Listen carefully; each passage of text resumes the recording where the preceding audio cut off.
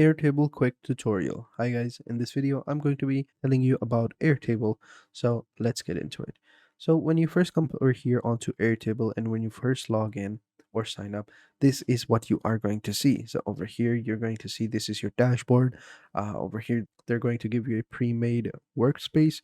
On the left hand side you can create your workspaces. If you click on this arrow key, it'll show you all your workspace. If you click on the plus key, you can create a workspace. Down here are going to be your templates and marketplace and universe, and down below you can also create another workspace over here. So let's go ahead and jump into this one that they've already created for us. So when we click on the workspace and open it up, this is what it will look like. So this is a form workspace, and over here let me just close this, and over here down below we can change up the views. So we can go with the grid, calendar, gallery, Kanban, timeline, list, Gantt, and a new section as well. So this is the form view. If we click on grid view, this is how it looks like. So we have this person right here, his name, company works in, company name, and the form 1 and form 2. Same with over here. If we click on Kanban, this is more of a project based view. So click on create new view, click on Kanban, and over here we can create a new stacking field.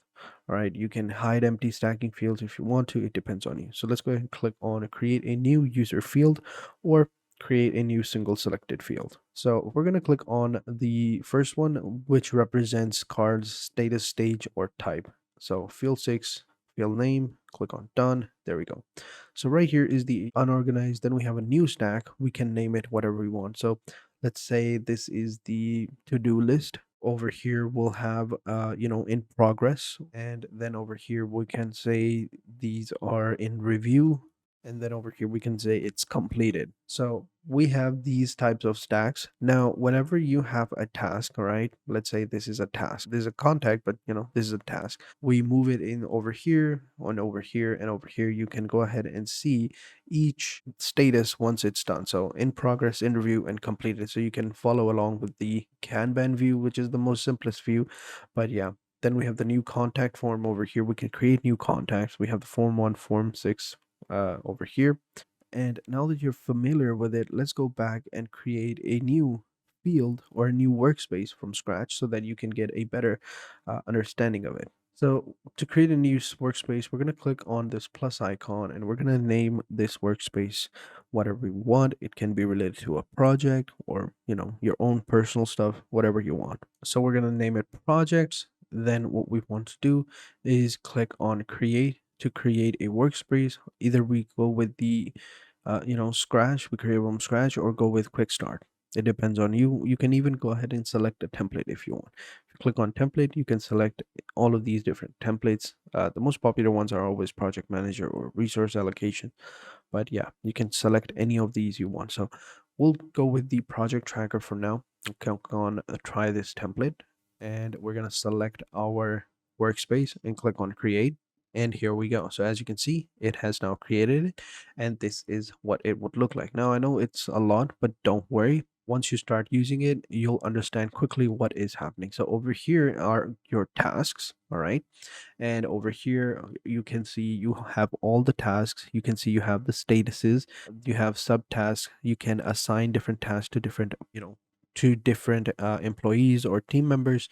You have your project leads over here, the kickoff, and the due date as well. This is the extension. We can close that up. You can open it up by clicking on this bar, but we'll close that for now.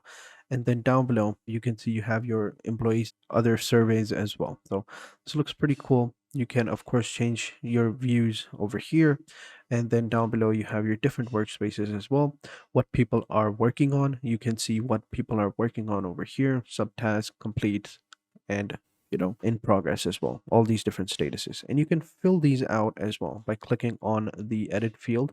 You can edit it over here, and you can delete the field if you want to.